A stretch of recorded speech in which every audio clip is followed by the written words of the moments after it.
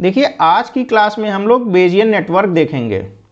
इसमें एक साथ कई इवेंट होते रहते हैं। जैसे यहाँ देखिए बर्गलरी एक इवेंट है, बर्गलरी दूसरा इवेंट क्या है, अर्थक्वेक। अब देखिए बर्गलरी से एक एरो जा रहा है, वो अलार्म पर जा रहा है, तो जो बर्गलरी है वो आपका पेरेंट हो गया, ये अलार्म हो गया आपका चाइल्ड।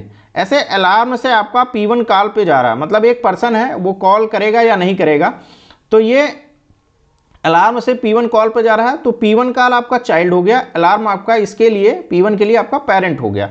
ऐसे P2 कॉल पे भी अलार्म से एक एरो जा रही है, तो P2 कॉल आपका चाइल्ड हो गया और अलार्म आपका पेरेंट हो गया। तो इसके आगे भी दिया जा सकता, मतलब और भी चेन दी रहती है, इसमें अभी इतना ही केस हम लिए हैं।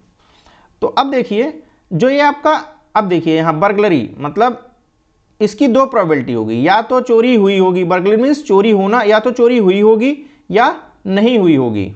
तो देखिए ये दोनों प्रोबेबिलिटी दी रहेगी आपकी, मतलब दोनों का सम करोगे तो 1 आएगा। अगर बी ट्रू है मतलब बर्गलरी हुई है तो इसकी प्रोबेबिलिटी है 0.001, और चोरी नहीं हुई है तो इसकी 1 माइनस कर दीजिए ये, तो ये चीज़ हो गई जो गिवन रहेगा।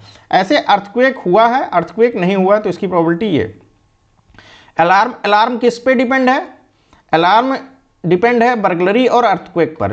तो ये किस तरह का टेबल बनेगा, देखिए बर्गलरी अर्थक्वेक ऐसे लिख लिए, हालांकि ये चीज़ दी रहती है, बस इसको समझना जरूरी है। अब बर्गलरी और अर्थक्वेक आपके पेरेंट हो गए और अलार्म आपका चाइल्ड हो गया, क्योंकि एरो अर्थक्वेक से अलार्म पर जा रहा है, इधर बर्गलरी से अलार्म पर जा रहा है। तो देखिए 4 कंडीशन बना लीजिए, true true true false false true false false, और ये आपका दिया रहेगा कि अलार्म ट्रू है, मतलब probability of when alarm is true. तो अब be true E true, alarm true होने पर 0.95 प्रोबेबिलिटी है, बी ट्रू ई फॉल्स मतलब चोरी हुई, अर्थक्वेक नहीं आया है, तो अलार्म बज रहा है 0.94। ऐसे बर्गलरी नहीं हुई, अर्थक्वेक आया है और अलार्म बजा, 0.29 प्रोबेबिलिटी हो गई। ऐसे बर्गलरी फॉल्स, अर्थक्वेक फॉल्स और अलार्म फिर भी बज रहा है, तो 0.001। ऐसे अलार्म, ये तो पूरी कॉलम अलार्म बजने की हो गई। ऐसे अलार्म ना बजने की तो 1 माइनस कर देंगे ये वाला, तो ये आ गया। ऐसे ये वाली टेबल आ जाएगी। अगर ये नहीं दिया है, नॉट वाला अगर केस नहीं दिया है तो ठीक है। इसके आगे बढ़िए, अलार्म से किस पे एरो जा रहा है, P1 कॉल पे। तो P1 कोई पर्सन है, जैसे अलार्म बजा तो उसके बेसिस पे P1 कॉल किया या नहीं किया, अलार्म बजा उसके बेसिस पे P2 कोई दूसरा पर्सन है, क्या P2 ने कॉल किया या नहीं किया। तो अलार्म ट्रू भी हो सकता है, अलार्म फॉल्स भी हो सकता है, भाई पेरेंट है ना, सब में 2 कंडीशन है, अलार्म ट्रू भी हो सकता है, अलार्म फॉल्स। चूंकि एक पेरेंट है तो इसकी ट्रू और फॉल्स एक कंडीशन, जैसे यहाँ दो पेरेंट्स थे तो टोटल मिला के 4 केस बन जाएगा।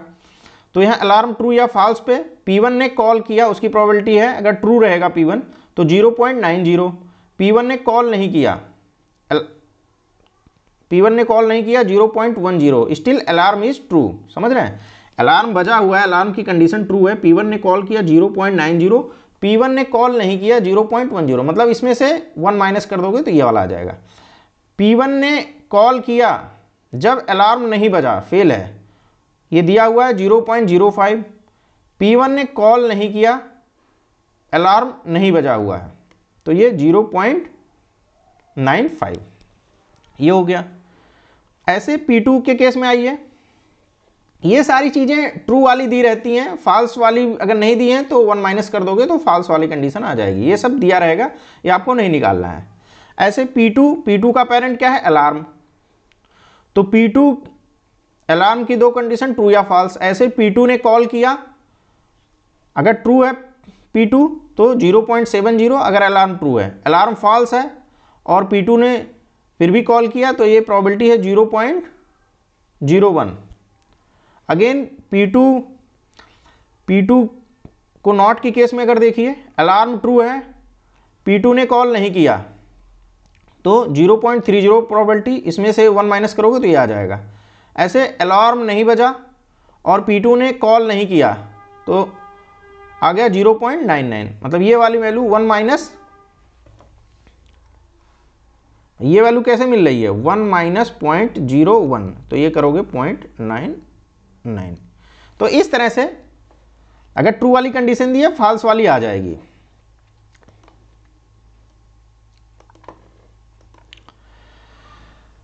तो इसमें आप देख रहे हैं कि जो चाइल्ड है वो पेरेंट पे डिपेंड है। चाइल्ड की कंडीशन, जैसे मान लीजिए यहाँ अलार्म अगर चाइल्ड है तो इसके पेरेंट हो गए दो, बर्गलरी और अर्थक्वेक। ऐसे यहाँ P1 चाइल्ड है, P2 चाइल्ड है तो इसके पेरेंट हो गए अलार्म। P1 किस पे डिपेंड है? अलार्म पर। P2 डिपेंड है इस अलार्म पर, सेम अलार्म पर। ठीक है, तो अब इसमें निकालना क्या होता है, ये टेबल दिया रहता है आपको, अगर नॉट वाला नहीं दिया है तो नॉट ऑफ निकाल लोगे। तो हमें निकालना क्या है, कंडीशनल प्रोबेबिलिटी। जैसे calculate following probability of P1, P2, A, not B, not E। इसका ये मतलब हुआ है प्रोबेबिलिटी निकालिए यदि find the probability of P1 पे कुछ नहीं लिखा है, मतलब P1 इक्वल टू ट्रू। दूसरा P2 इक्वल टू ट्रू। तीसरा A इक्वल टू ट्रू। और आगे comma B equal to false और E इक्वल टू फॉल्स। इन कंडीशन को ध्यान में रखते हुए आपको प्रोबेबिलिटी निकालनी है। तो इस फॉर्म में ऐसे ही लिखा जाता है। इसमें समझिए ऐसे है P1 intersection P2 intersection A intersection not B intersection not E। समझ रहे हैं? कॉमा लगने का मतलब सबका इंटरसेक्शन है, तो यहां कॉमा के फॉर्म में रिप्रेजेंट करते हैं। अब देखिए इसको कैसे निकाला जाएगा। अब देखिए अब आपको देखना है, जब आप इक्वेशन लिखेंगे सॉल्यूशन में, तो आपको देखना है कि P1 है, P1 का पेरेंट क्या है? अलार्म। फिर P2 का पेरेंट क्या है? अलार्म। ठीक है, A है अलार्म, अलार्म को A से लिखा गया है। अलार्म का पेरेंट क्या है? B, burglary. अलार्म का पेरेंट क्या है? इधर अर्थक्वेक। तो अब देखिए जब इक्वेशन लिखेंगे तो प्रोबेबिलिटी ऑफ P1, A, देखिए P1 किस पे डिपेंड है? A पर, तो ये आ जाएगा। ये प्रोबेबिलिटी आप निकालोगे इनटू प्रोबेबिलिटी ऑफ P2 जो देखिए यहाँ P1 निकालना है और यहाँ P2 निकालना है, तो P1 का पेरेंट क्या हो गया? अलार्म के रिस्पेक्ट में निकालोगे। ऐसे P2 निकालना है, P2 ट्रू होगा और किसके रिस्पेक्ट में? अलार्म के रिस्पेक्ट में, तो अलार्म के रिस्पेक्ट में। ऐसे आगे बढ़ो, आगे बढ़िए। आगे क्या है? अलार्म की प्रोबेबिलिटी निकालनी है, तो अलार्म के लिए अलार्म पेरेंट हो गया तो इसके अलार्म चाइल्ड है तो इसके पेरेंट क्या क्या है? बर्गलरी और अर्थक्वेक पे डिपेंड है।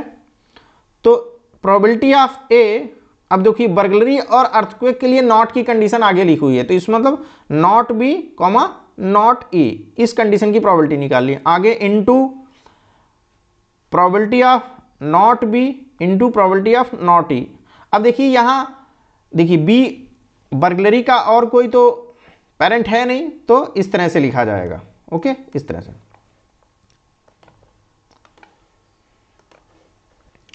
अब आगे आइए,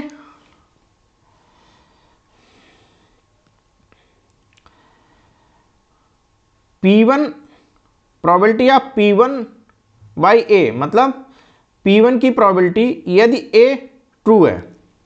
अब देखिए इस टेबल से P1 की प्रोबेबिलिटी यदि A ट्रू है तो ये वाला आ जाएगा ना, ये वैल्यू A ट्रू होना चाहिए। ये देखिए नीचे से देखिए A ट्रू है और P1 ट्रू होना चाहिए, तो A ट्रू से ऐसे चलिए और इधर से ऐसे चलिए, जो क्रॉस होगा यही वाला कॉलम आ जाएगा।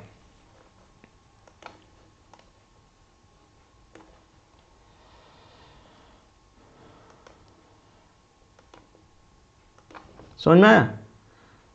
यहाँ से ये वाला और इधर से ऐसे चलिए, तो ये वाला आपका ये जो कॉलम आया 0.90 वो आपका प्रोबेबिलिटी आ गया। अगेन P2 बाई A, अब देखिए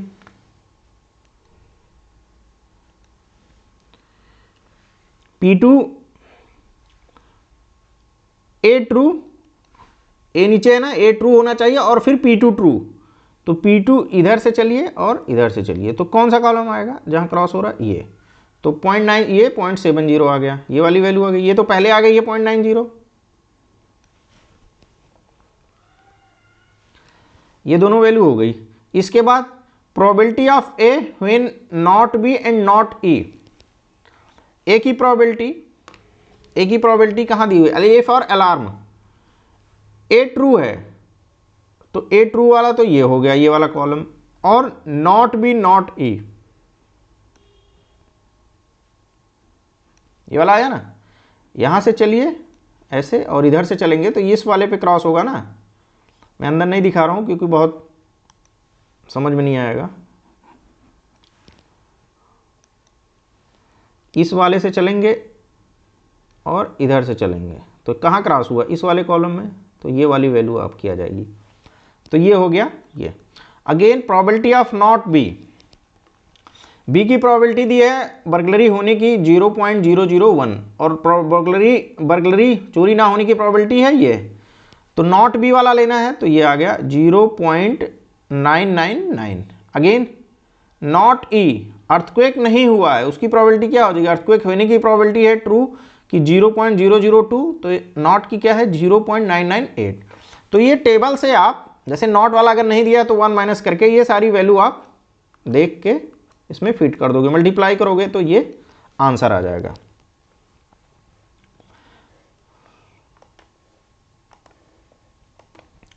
तो इस तरह से हम लोग बेजियन नेटवर्क टाइप के क्वेश्चन सॉल्व करते हैं। मतलब बेजियन नेटवर्क ऐसे दिया रहेगा और आपको ये प्रोबेबिलिटी निकालनी रहेगी, तो इस तरह से हम लोग सॉल्व करते हैं।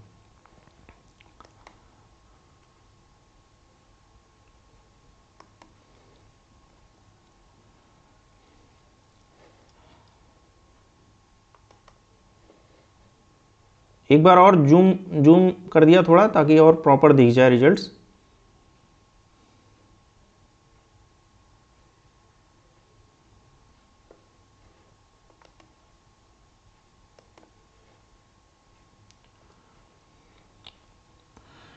Thank you.